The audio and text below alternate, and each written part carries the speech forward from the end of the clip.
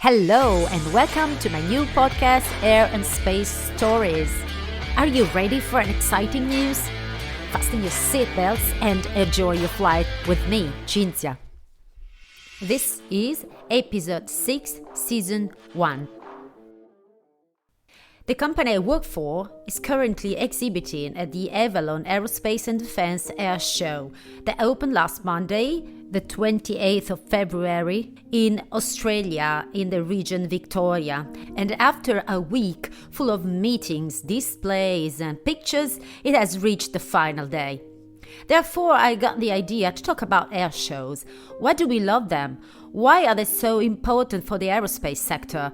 Why traveling for thousands of miles just to be there?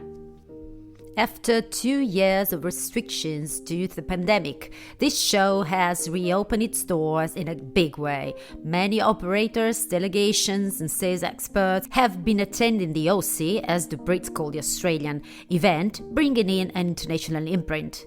To get some fresh news about it, I started from the social media. However, after following the Avalon hashtag on Twitter and LinkedIn, more related to work, I changed my mind, and now I'd like to tell you a quite different story.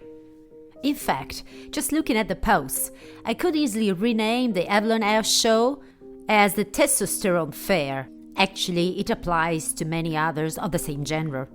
Hundreds of people, professionals only during the first 2 days and paying public on the remaining 3, stick their noses up into the air, watching these huge monsters of technology flying in the sky, propelled by exaggerated, bombastic and at times awe-inspiring engine. Remember, the fighter or multi-role aircraft like the F-35 are combat aircraft. They not only demonstrate the technology mastery, but also the supremacy in the event of a conflict. Even though it's 2023, we are still talking about counter-offensive and offensive weapons, both used in case of war.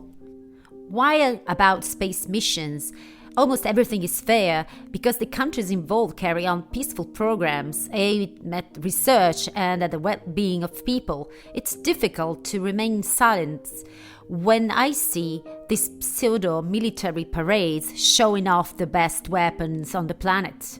In a world where there is now a shortage of everything, after food, now even water in non-desert regions, except war, and beside the one in Ukraine, there are hundreds of them scattered around the globe, we did not need a pro-war show come back in style. I have always been ethically confused because in the past I work on military programs. Especially during these days, after 12 months of talking about nothing but weapons, rearmament, defense budgets and war, I feel a moral disgust towards those who design and produce weapons of mass destruction for a living, or make a living for the company they work for. This is the most opportune moment for the great question: why spending so much money to sustain the war? Why there will be at least 1,000 other ways to better invest that money? The answer is simple. The defense lobby wants us to invest in weapons, being quite powerful. However, the pharmaceutical is the strongest. In the US, gun and defense lobbies are so powerful that they even override the will of presidents. No one, including Obama, has managed to eradicate them. We are not just talking about weapons of mass destruction, but private guns that each year will kill thousands of people completely unaware of the situation.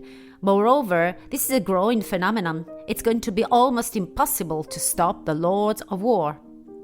Returning to the Avalon Air Show, I apologize if I use this example, but it's now my scapegoat. I found quite embarrassing, in my opinion, to observe the use of communication by these companies or professionals and industry observers in conjunction with the event. Often I see selfies or group pictures, more or less decent. They get likes only from close family members and a few bored friends, to which they show themselves proudly in front of a super cool combat jet, or worse, next to a tank or similar weapon, without a caption that is of any use to the follower. Since you are a professional, why don't you tell me something about the object framed with you? Or why don't you tell me about the colleagues, your projects, or for which reasons you are there? Or finally, why don't you take this opportunity to reveal a few tips to make the most of your presence at the air show? Others, however, portray themselves in the act of working, for example, sit at a table with the state authorities from various countries while signing contracts for the supply of fighters, tanks, satellites, etc. Again, no useful description for the follower. The public does not even bother with them. It seems to me the perfect spot to paraphrase a journalist that I follow daily from 8:15 to 8:45 a.m. on Italy's Virgin Radio that entertains me with his personal but objective roundup of the day's news. Like him, in the face of so many nice portraits, I look up at the immense sky stretching in all possible directions above my head, realizing that although this blue extends almost infinitely, it is nothing compared to the vastness that I give a damn about knowing that these gentlemen and women are at the Avalon Air Show today. I apologize for being rude and maybe too direct, but this is how I feel right now. In addition to those working in the military sector, there are some exceptions, including us, represented by those working in the civil sector, those who sell and manufacture government, like troop transport or reconnaissance, or private aircraft. These are white flies rather than actual protagonists. I admit without fear, even in this case, I wonder which is the reason for such participation. The answer is simple again. As aforementioned, the world of air shows has been created ad hoc to bring together industry professionals. It is, to all intents and purposes, a trade fair and, as such, helps to advertise products. For example, each exhibitor pays a rather hefty price to show off the product, allowing the visitors to learn about innovations in the sector. That is why air shows are so useful to find out what competitors' cards are, which marketing strategies they have, what innovative elements they have included or intend to include in their offer, etc. Some smart-ass claimed to have pretended to act as an interested customer to board the competing aircraft to observe the interiors from very close, and the cockpit as well, only maybe to discover that they added a magnetic charger for the smartphone. Just kidding. Another common feature to all air shows is the daily announcements of collaborations and sales of different services and products. In civil aviation, if not to put under pressure the competitors, and in the military one to intimidate the enemies and the adversaries, about the conclusion or happy ending of such commercial exchanges that usually involve equipment, weapons, and aircraft developed in secrecy. However, not even salespeople in civil sector are able to exploit social media communication. Often it's the company itself to ban direct employee posts to prevent bullshit from being posted. The real issue here is that the salesperson is allowed to go around without being trained on communication in the digital age.